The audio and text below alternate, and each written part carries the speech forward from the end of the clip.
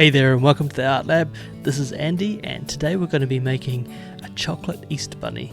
The first thing I did was to model a bunny in Nomad Sculpt and then chop its back off. But one of the things I learnt, which came up later on, was obviously I made the ears just a little bit too complicated. From that 3D bunny to celebrate Easter, I then exported it as an STL file and printed it on my Ender 3 printer. The next stage was to create a silicone mold of these little bunnies, and so here I am creating a container to hold the silicone. Now I didn't do so well on one of the corners unfortunately with the glue, and I had a bit of seepage, but I managed to prevent all of that coming out, and in the end that silicone came out perfectly. So once those bunnies were stuck in, then I got my food grade silicone here and poured it slowly around the edges of the bunnies to try to get out any air bubbles, and we don't really want any trapped air in our silicone mold, so slowly just filling that up so that it naturally rises and comes up over the bunnies.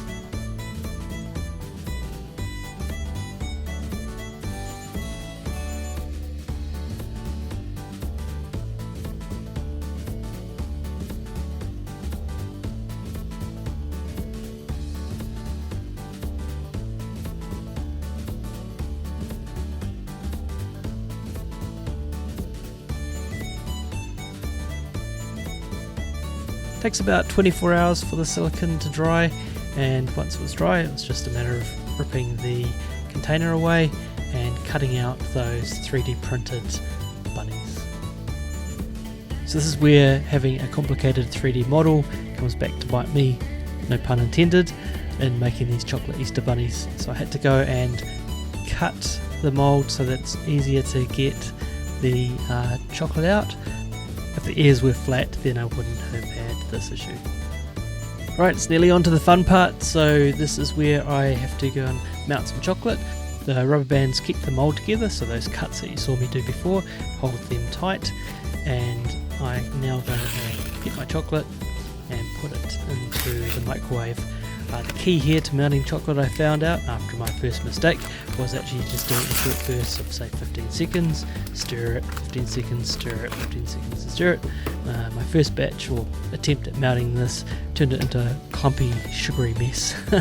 So I learned a lesson on how to mount chocolate properly.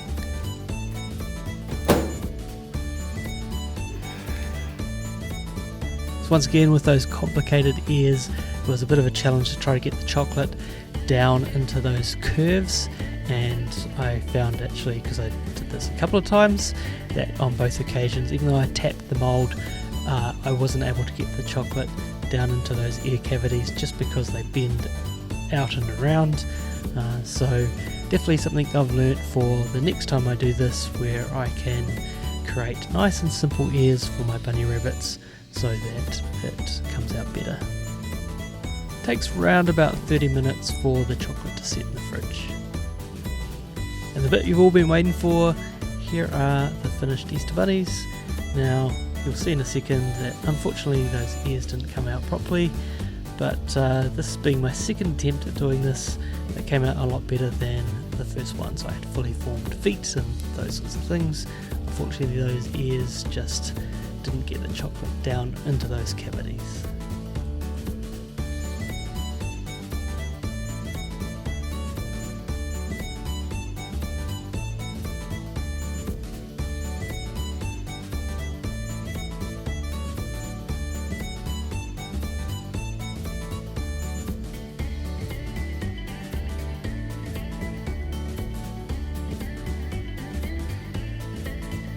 So I was really pleased with how these chocolate Easter bunnies turned out, and I especially liked the fact that you could see the layer lines from the 3D prints on the bunnies, and even though they were a bit deformed with their missing ears, they tasted pretty good.